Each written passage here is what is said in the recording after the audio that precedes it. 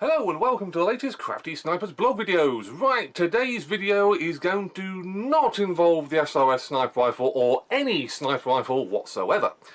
A few days ago I put a post up regarding some parts that have arrived. Parts I got very excited about. Parts that have taken me the best part of about a year to source. Now, all those that know me know that I snipe. 9 times out of 10 I'm sniping. Like I say, SOS sniper rifles. Got 2 of them there. If I'm not running an SOS, I'm probably running my TM Scar H recoil rifle, which is, well, it's a TM, it's amazing. And that's usually my setup for any airsoft match. It usually does me quite well while sniping or I'm AEGing. Gas and spring events, I will probably bring, you know, my gas rifles or things like that. But 9 times out of 10, it's either an SOS or it's going to be Scar H. However, there is a rifle, there is a replica that's sat in my collection that predates all of those rifles that I've just mentioned by a good few years. But I had to stop using it because of one part, one integral part of this replica, which is sat right before me now. And basically, this one part failed and has stopped me from being allowed to use this quite fantastic replica. And it wasn't the rifle itself, it wasn't the magazines, it's kind of connected to the batteries, if I'm honest.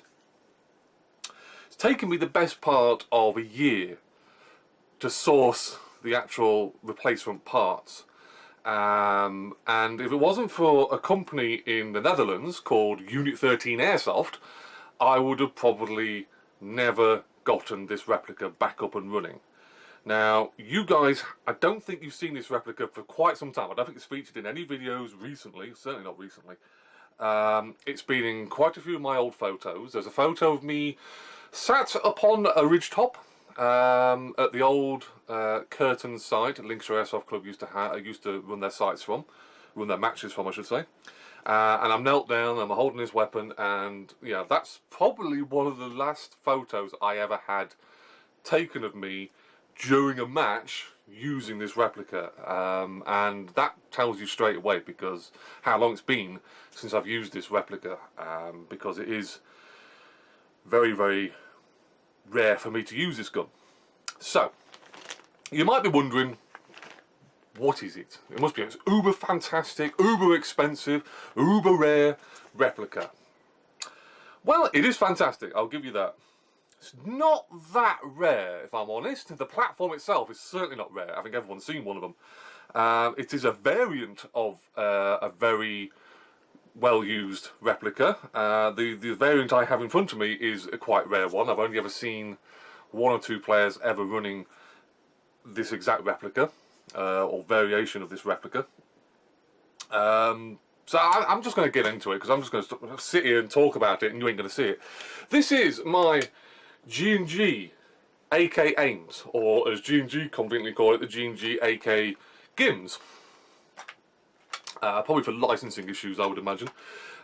This is quite well put, one of my best AEGs that I've got in my collection, and I honestly, this is on par with my Scar H for me personally in how this thing makes me feel.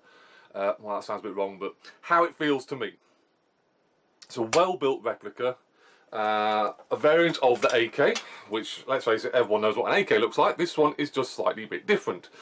This has a folding stock, so you can shrink down the size a bit. It also has a foregrip, which is quite unique for AKs. I don't see many wooden AKs sporting a foregrip arrangement, but the actual foregrip was connected to the issue, and connected being the word. The foregrip, I've got a spare one here, is the battery. For those that you know, most AKs take stick type batteries, and they usually sit underneath the top cover here. This AK has pneumatic blowback, so the blowback mechanism is actually mounted in here. So there is no space for a conventional battery to sit in this AK. So G&G, in their wisdom, created something quite brilliant in my eyes, quite absolutely fantastic. They released a range of AKs, an MP5, don't know if they did any of the ARs, but they did quite a few of the AKs, that house batteries in foregrips. This is an 11.1 LiPo battery, believe it or not. It's £60 worth of 11.1 LiPo battery. These things are not cheap. And in the package you get 2 of them. So G&G very wisely sell you £120 worth of batteries with the gun. I mean, how many guns nowadays, how many AGs actually come with damn decent batteries? I don't mean those little naff horrible ones that last about 30 seconds or ones that you'd never ever connect to anything for fear of them exploding. These are very, very good quality batteries. And like I say, they're 11.1, so the rate of fire on that AK is scary. I haven't had to full auto. I don't like to full auto AEGs. Couple of reasons. One, tends to hurt the enemy a little bit. 2, I'm using at the most 110 round, 120 round mid-cap magazines and probably less. So to full auto with an 11.1 LiPo battery means I empty said magazine very, very quickly. And what's the point? There's more skill in going tap tap, target down, than just hosing a general area. In fact, I can't remember the last time I actually full autoed any AEGs. Just doesn't happen to me. Never agreed with it. However, although the AK is fantastic, the battery system, brilliant. The connection system to the charger is goddamn awful. Absolutely awful. G&G, seriously, what was you thinking? This is the connector, okay? This is a brand new one. I have 2 of them. There's another one just in there. These things are like rocking horse poo-poo, rare levels to buy. You can buy the AK. You can buy now in the UK this AK for around £300. It fluctuates around a little bit, but usually around £300. You can buy the MP5, which has the same style system, a foregrip, obviously not made out of wood because it's an MP5, but a foregrip system housing 11.1 LiPo batteries. My friend had the another version of this AK, not the Ames, it was, I haven't got a clue which one, but it's the one with the stock that folds underneath, and instead of folding to the side like this one, it goes underneath, wraps around the magazine and sits up here. He had one of those. Again, fantastic AK. Exactly the same mechanism, exactly the same 11.1 LiPo batteries, same mechanisms as my Ames right here. However, they all come with one of these. They also come with a balance charger as well, so you get the whole package for this AK. Remember, it's over £300, and you get a replica, 2 11.1 LiPo batteries, a charging connector, and a G&G balance charger for said AK, or for said batteries. And the gun, fantastic. Batteries, fantastic. LiPo balance charger, as good as any other LiPo balance charger I've seen. Very basic, but it does the job. This connector, this thing here, in fact I'm going to get the other one out because I don't want to open that package. It's staying sealed up until I need it. But this is the connector I'm using at the moment. And as you can see, it has a bespoke connection point, which obviously connects with this bit just in here. And then it connects up via whatever connection that thing is to your balance charger. Now, these things are very well built. You try and put them on and it's a freaking nightmare trying to get these things to actually press in and connect. So when it comes to taking them off, they're a bit of a sod really. And what will happen, and it's happened to just about every person I've ever spoken to who's used this particular style of AK, or this particular style of battery charger I should say, because I did mention this on the Facebook page for the Airsoft forums, and someone else had exactly the same issue as me, someone else had exactly the same issue as me. The cables here, they break. It's 4 cables, and it's just split to the size of the connector, which obviously is connected to those pins, and they break. The old connector I have, this is the one that came with my gun, looks like this now. I got a very trained electrician to strip it, and basically we jury-rigged it, and it kept it going for another year or so, but it was pretty much inevitable that once that goes permanently, the whole replica dies. This item cost me, or should I say, this item that actually works cost me €550. Not 550, €5.50. So what's that? £5. And a £5 connection doohickey was going to stop my entire gun. I can't charge it any other way, short of taking it to a electrical company and saying, look, I've got this system, how would you suggest I connect said battery to said charger, and trying to come up with a bespoke, unique system, which then, you know, you're starting to mess around with LiPo batteries, and we all know what happens to LiPo batteries when you mess around with them. You don't mess around with any batteries, let alone LiPos, because they do tend to go bang every now and again, and it's just not worth burning a house down.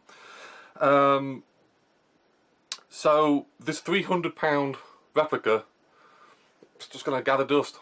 It's just going to gather dust, and it's a shame, because it's a fantastic system, absolutely fantastic. It is a very well built, I think Ginn AG class it as a top tech AK, so it's a top of the range AK. It has it's very well built. It weighs an absolute freaking ton.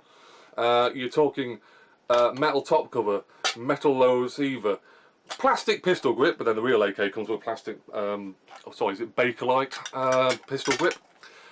It is a slightly wider pistol grip than a traditional real steel AK, because that's where the motor goes, so it is a bit fatter. I've got a GHK gas blowback AK, which has the proper size one, and it's just a diddy little thing, but you know, I can forgive that because there is a reason for it to be that size. We have a mounting system for the AK style mounts to put red dot sights on it if you so wish. We have a rear sight which is fully adjustable, which I don't use. We have the metal front sight, which is, I think, is adjustable. I think you can actually get a device in there to actually tweak that. I've never tweaked it in my life because I've never used it. We've got everything up front is metal. The wooden parts here are actual wood. This part is wood, so this part here. The battery is wood. Obviously it's 11.1 LiPo battery inside it, but it's wrapped in wood, very, very good quality wood as well. What else we got on this? We've got a metal, I don't know what class of wire stock I think you call these things. It's adjustable in the way it's either out or it's in. No difference, no other adjustability in it whatsoever. As you can see, this thing has been used quite a few times with all the tags that's on here. The switch for said stock is just down here. Lower it, move the stock, lock it into position, and away you go. We have a metal, I do believe it's metal, could be 100%, it might even be plastic, trigger, not 100% but very good quality, very good size for big fingers or if you've got gloves on. You have two sling points, you had two sling points I should say, because you've got one just here which is a sliding sling point. I'll go into that in a minute. The rear sling point was, for this gun, actually underneath the stock, the wire stock. And what happens is when the stock is out, this attachment would sit in here, and would be completely and utterly safe. Wouldn't budge, because there is no way you can operate the stock without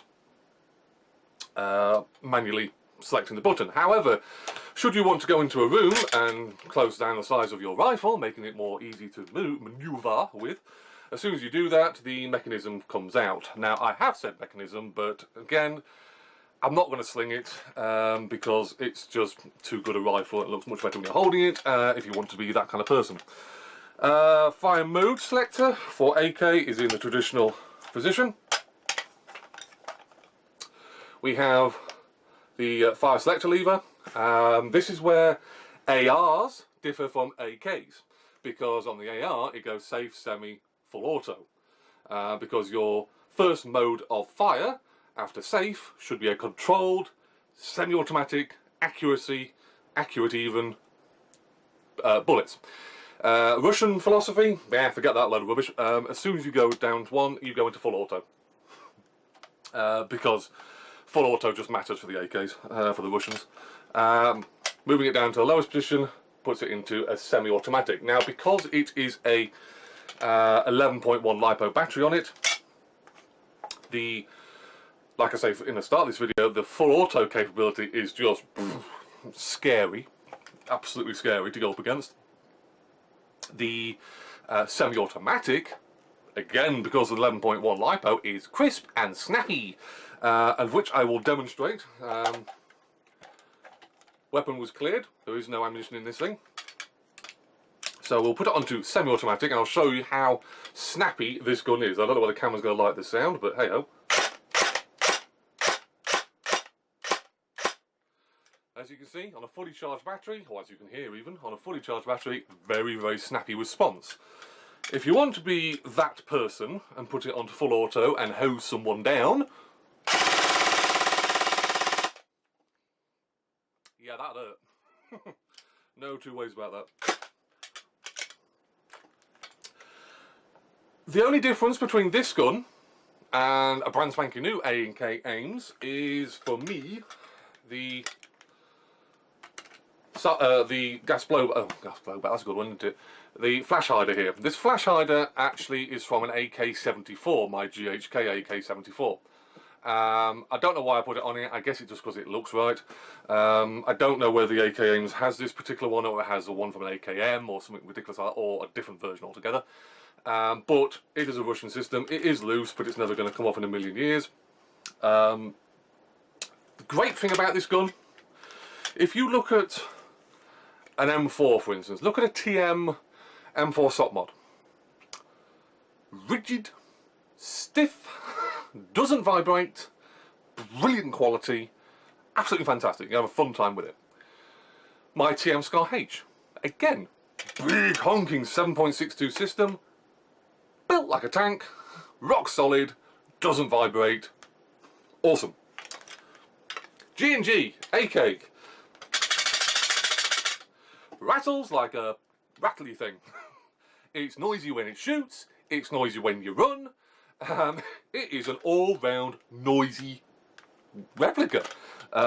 You know, I mean, I've had to literally hold it in such a way that I'm holding the dust cover, the top cover down to stop it from giving my position away. However, if you do happen to step in front of the front end of one of these things, it's probably going to hurt you more than me anyway. How you're probably asking, how do you change the battery in this thing? Well, I did mention that the front sling post here, sling point, is a sliding one. What you do is, there's a little button just at the top of it, pinch it, and you can slide it up. Then you can take the battery straight out. Get hold of another battery, connection points, connect up obviously with the connection points in there. Make sure everything is nice and level, nice and straight. It clicks into place, and then you just pinch those buttons in again and just slide it down, pushing the battery in, so that the this part here just connects over the lip of the battery, which is, I'll show you on this one. There's a little lip just here, so that it does connect in, and it's that simple. It's literally a 5-second swap for doing batteries. Downside, is you can't operate this weapon system whilst holding it like this. You can probably get away with it if you tell yourself not to slide your hand up and down, because you will disconnect the battery. My personal position, preferred position, is to back my hand across the front end of this, pushing my hand down and basically pushing the battery into place, so there is no physical way this battery is going to come out. I've never yet had it where the battery has come out and fallen out during a match. I have been smart enough to teach myself to, like I say, hold it like this, and the battery will not come out. The recoil will not shake this gun apart. It is a pneumatic system, I do believe, for blowback, so it does sound a lot more meatier when it's actually got some BBs in there to make the force allow for the charging handle to come back as force. Again, that thing, just listen, it's noisy. Where you want to change the hop up or dial the hop, again, charging handle down, and there's a little AK traditional sliding mechanism there. It doesn't move that much, even with the recoil. I mean, we're not talking recoil on the level of the TM recoil series. That has more felt recoil. This thing just makes a lot more noise. I have heard people, not with this particular version of the AK, but with G&G AKs that have recoil systems, they dismantle it so that it doesn't do it. The only thing that's going to do is not make so much noise. There is some recoil systems in G&Gs or in other versions, other people's guns, that actually feed off the battery. So the battery is drained whilst shooting the gun and operating the blowback mechanism. On this, and I do believe most other AKs from G&G which have the blowback feature, it is a pneumatic system, therefore relying on air, which is forced by the BB being installed on the magazine. It doesn't take anything away from the batteries. However, magazine, talk of that, you get a traditional G&G, you've seen these things for donkey's years, metal, high capacity magazine. What do these things hold? 400 rounds, 450, something stupid like that. Pour the BBs in, wind BBs, away you go. Dead simple. The great thing is they provide, I think they provide 2 of these, I'm not 100%. It's either 1 or 2. So for your 300 odd pounds, you're going to get a complete setup to allow you to charge the weapon, now that you've got your little connector. Supply the weapon with BBs from your magazines if you want to use high capacity mags, and actually fire the weapon, and when the battery runs low, you don't have to go get another special battery because G&G very kindly sent you a spare one. Like I say, there are quite a few of them, of these AKs that have that kind of system. I think most of them are for sale in the UK. I can't remember now where they come from really, but I think Land Warrior did have a few in. The MP5 is quite rare. I did see that at Patrol Base once, but it's exactly the same system. 11.1 LiPo system, 2 batteries, 2 high capacity magazines, MP5. Can't remember which version exactly it was. I think it was the one with the adjustable stock. The ugly one in my eyes. I don't believe there's an AR. Could be wrong, but I don't believe there's an AR in the range with that kind of system. So yeah, if it wasn't for Unit 13, of which Unit 13 now proudly are on the CraftySniper sticker section of my patch wall, or cupboard even. Thanks guys, I don't know where you're going to watch this video, but you guys have saved my bacon. Like I said, I've got 2 of these with shipping, 22 euros. Came in about 3 days from the Netherlands. Absolutely cracking service. Just another quick one while we're here looking at the beloved patch wall. It is starting to grow a little bit. New patches have arrived. We have the Lincolnshire Airsoft Tachyval 4 SST patch. Now you may be wondering what the holy heck that is. That is a very rare patch. There is only 3, I want to say 3, in existence. Tachyval 4 was a 24-hour operation that I went to, I don't know, a few months ago now. The SST stands for Sniper Support Team, that's it, yes. Well, I was operating as a sniper. So the normal players that turned up for this event, Tachyval 4, got a patch that says Tachyval 4. I was slightly different and operating under a different set of rules, so I got the SST patch along with 2 other fellow snipers as well. This patch as well was donated by the lovely people at Airsoft Commando Club, a club that I have spent some events at. Haven't been there recently, really should probably go back at some point. Great set of people here, great set of guys, absolutely fantastic. I am absolutely flabbergasted that they donated this patch. Thank you very much, guys, it means a lot to me. I'm going to try and grow this whole patch thing. On the sticker section we have, like I say, Unit 13, and just above we have the Zoidwolf sticker. Yeah, Zoidwolf made a load of stickers. I think we did a video about this some time ago now. I'm not sure whether I'm going to follow suit with stickers, I don't know yet. Please let me know if it's something you'd be interested in, because I would like to give something back to you guys, other than shooting you, obviously. It's something that, having spoken to Zoidwolf, it's not really that expensive for me.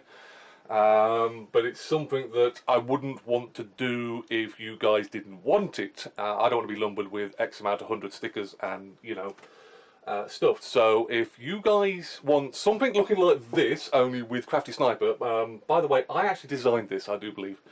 I've got a CraftySniper style logo, you've seen it on my page. It's pretty much the same as this, only it says CraftySniper. But it's a black and white style sticker, exactly like that. If you guys would want that, think it's something you'd be interested in, put it underneath this video on the Facebook page, saying yes, I would be interested, you know, or no, say it's a bad idea for me personally. I won't take any offence to it. Slightly above that we have the very famous Links Airsoft Club logos. I don't know whether you can see them, they're just out of frame. Very, very important, obviously my home club. That's not going to change anytime soon.